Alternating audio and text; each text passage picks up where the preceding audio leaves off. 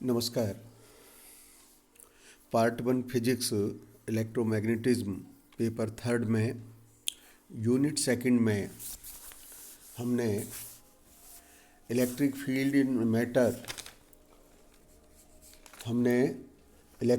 इन matter का study शुरू किया था और हमने उसमें polar molecules, non polar molecules, permanent dipole moment, dielectric medium क्या होगा और एटॉमिक पोलराइजेबिलिटी से क्या अर्थ समझें, ये सारा कुछ हम अध्ययन कर चुके हैं। आज के इस व्याख्यानमाला में हम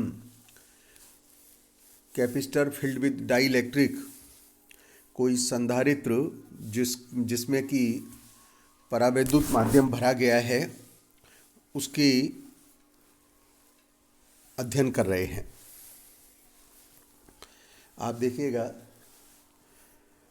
आपको ये जानकारी पिछले व्याख्यान में दी जा चुकी है कि जो डाइलेक्ट्रिक है वह डाइलेक्ट्रिक पोलर अथवा नॉन पोलर किसी भी मॉलिक्यूल से बना हुआ हो सकता है। और हमने बताया था कि जो पोलर मॉलिक्यूल्स है उसमें परमानेंट डाइपोल मोमेंट होगा, नॉन पोलर मॉलिक्यूल्स में डाइपोल नहीं होते हैं, लेकिन जब इलेक्ट्रिक फील्ड की प्रेजेंस होती है, इलेक्ट्रिक फील्ड की उपस्थिति होती है, तो उसमें भी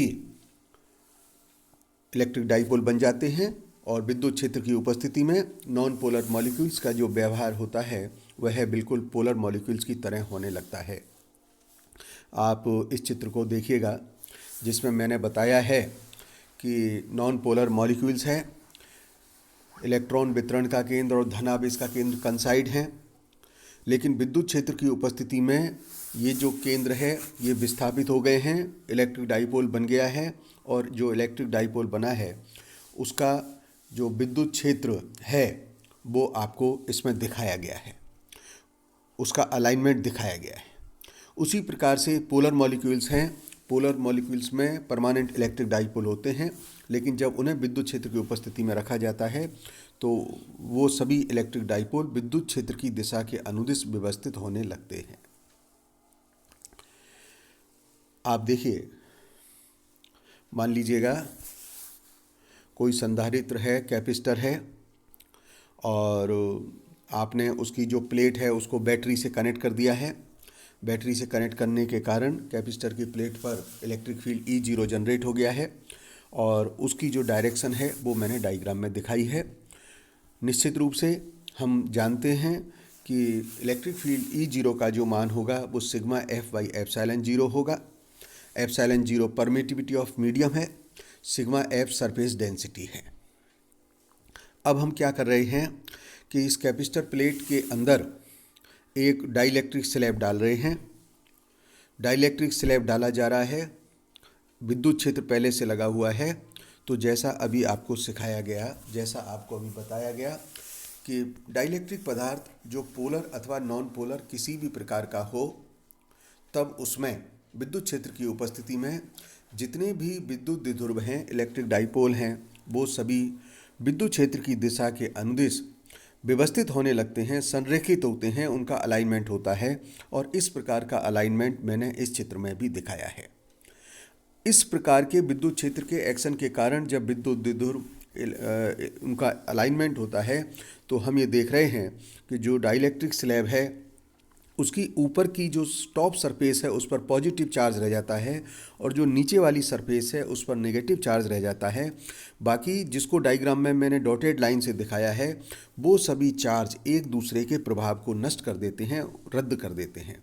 और इस प्रकार से जो डाइलेक्ट्रिक स्लैब है विद्युत क्षेत्र की उपस्थिति में उसके टॉप सरफेस पर और लोअर सरफेस पर चार्ज पॉजिटिव और नेगेटिव डेवलप होता है। इसका अर्थ हुआ कि इस डाइलेक्ट्रिक स्लैब में एक विद्युत क्षेत्र उत्पन्न हो गया है और जो विद्युत क्षेत्र उत्पन्न हुआ है वह विद्युत क्षेत्र जो बैटरी से लगाया गया उसके विपरीत दिशा में आ रहा है। इसका अर्थ हुआ कि जो प्रारंभिक अभिक्रिया है यह उसके विद्युत क्षेत्र के मान को कम कर रहा है। इस प्रकार का जो एक्शन है, इस प्रकार की जो क्रिया है यह क्रिया डाइलेक्ट्रिक पोलराइजेशन कहलाती है। मैंने इस बात को और विस्तार से डायग्राम में आपको समझाया है। इधर डायग्राम को देखिएगा।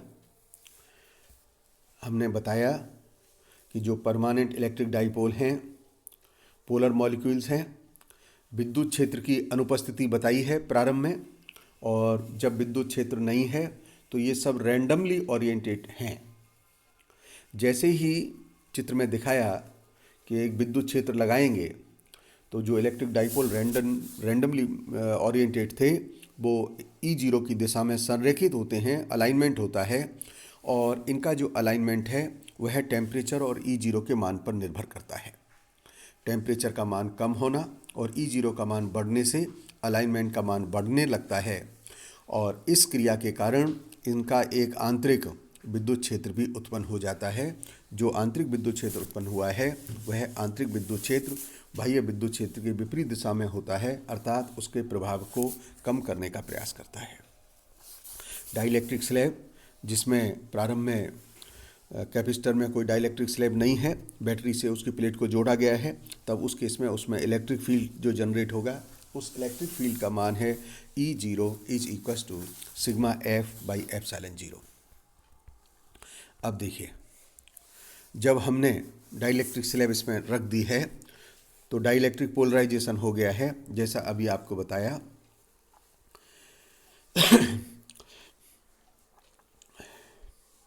डाइलेक्ट्रिक पोलराइजेशन क्रिया के कारण जो धनात्मक ए प्लेट की निकट की सतह है उस पर ऋण आवेश प्रेरित हो जाता है, जबकि बी प्लेट की सतह पर धन आवेश प्रेरित हो जाता है, और इस प्रकार से परावैद्युत पदार्थ के अंदर द्विध्रुव आवेश एक दूसरे के प्रभाव को नष्ट करने लगते हैं। ये जो चित्र नीचे दिखाया गया है इसमें हम बता रहे हैं कि परावैद्युत माध्यम की सतहों पर प्रेरित आवेश के कारण माध्यम के अंदर विद्युत क्षेत्र जो उत्पन्न हुआ है, बाह्य विद्युत क्षेत्र जो है उसके विपरीत दिशा में है। अतः हम कह सकते हैं कि इस क्रिया के कारण, जिसको हमने डाइलेक्ट्रिक पोलराइजेशन कहा है, बाह्य विद्युत क्षेत्र का मान कम होने लगता है। यह जो संपूर्ण प्रक्रिया है, यह संपूर्ण प्रक्रिया डाइलेक्ट्रिक पोलराइजेशन कहलाती है। अब देखिए, जो पोलराइजेशन है, हम उस पोलराइजेशन को इंड्यूस डाइपोल मोमेंट और वॉल्यूम के अनुपात के द्वारा लिखते हैं। डाइलेक्ट्रिक स्लैब, मान लीजिए उसका जो क्रॉस सेक्शनल एरिया है वो है DA है, D उसकी लंबाई है, तब उसका जो वॉल्यूम बन जाएगा वो DA इंटू D बन जाएगा। ओके, और उस केस में जो सरफेस डेंसिटी है, charge per unit volume, charge per unit area, surface density है वह है सिग्मा P से लिखी गई है, तब इस DA सरफेस पर जो चार्ज बनेगा उस चार्ज का मान हो गया सिग्मा P DA। तो अब हम पोलराइजेशन के मान यानी P को निकाल सकते हैं। P का मान होगा induce dipole moment by volume का रेशो। तो इंड्यूस डाइपोल मोमेंट हो गया sigma P DA into D, it is divided by volume is DA/D, so DA/D is cancelled from both side, so P that is polarization का जो मान है वह है सिग्मा P के बराबर आ गया है, और यह पोलराइजेशन कैपिटल P के बराबर है, सिग्मा P जो सरफेस डेंसिटी है।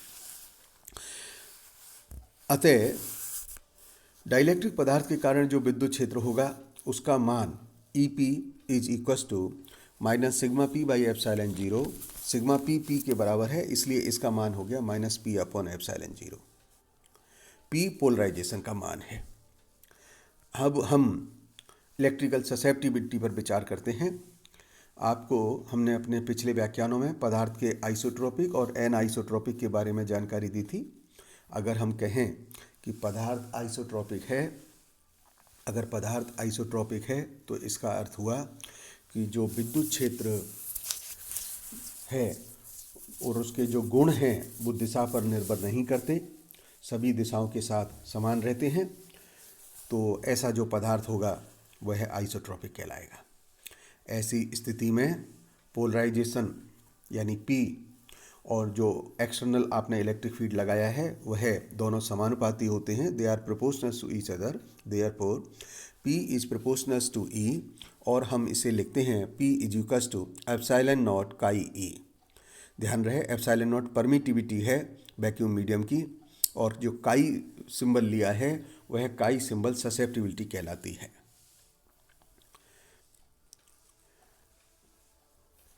काई ससेप्टिबिलिटी है और यह एक स्केलर है क्योंकि P और E समांतर होते हैं। यदि पदार्थ आइसोट्रोपिक नहीं है, यदि पदार्थ एन आइसोट्रोपिक है, तब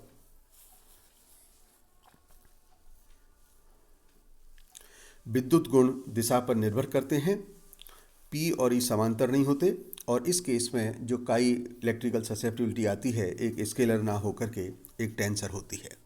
हम इस पूरी प्रक्रिया में इलेक्ट्रिकल डिस्प्लेसमेंट को भी देख सकते हैं, क्योंकि अभी आपको समझाया डाइलेक्ट्रिक पोलराइजेशन प्रक्रिया के कारण डाइलेक्ट्रिक पदार्थ का भी एक विद्युत क्षेत्र उत्पन्न हो जाता है, जो बाहर से विद्युत क्षेत्र लगाया गया उसके विपरीत दिशा में होता है। इसलिए परिणामी जो विद्युत क्षेत्र है उसका मान होगा E is equals to sigma F by epsilon zero minus sigma P by epsilon zero. Sigma P को हम P लिख सकते हैं, इसलिए हम लिख सकते हैं 1 epsilon zero sigma F minus P। मैंने यहाँ पर सिग्मा P को P लिख दिया है। Therefore sigma F is equals to E epsilon zero plus P, और ये जो एक्सप्रेशन आया है हम इस एक्सप्रेशन को इलेक्ट्रिकल डिस्प्लेसमेंट कहते हैं।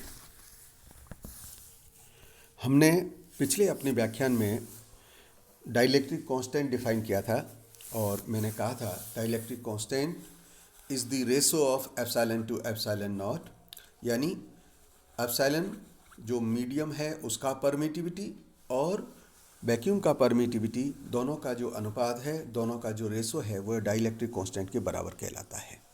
पिछले व्याख्यान में आपको बताया गया था K is equals to, K means dielectric constant is equals to epsilon by epsilon naught is equals to E0 by E।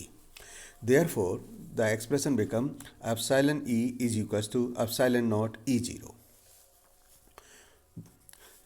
E0 is equals to sigma F by epsilon naught. Therefore, sigma F is equals to E0 epsilon naught. So, it is written as epsilon E. हमने sigma F का अभी मान निकाला था, और sigma F का मान निकाला था E epsilon 0 प्लस P।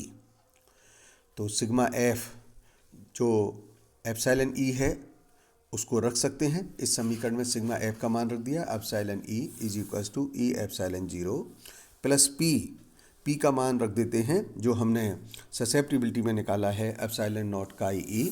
यह जो एक्सप्रेशन निकाली गई जिसमें काई एक स्केलर है, यह आइसोट्रोपिक मीडियम के लिए है। तो एक्सप्रेशन क्या हो गया, एप्सिलॉन नॉट E को कॉमन ले लिया, राइट साइड में जो ब्रैकेट में टर्म रह गई है वो 1 प्लस काई रह गई है।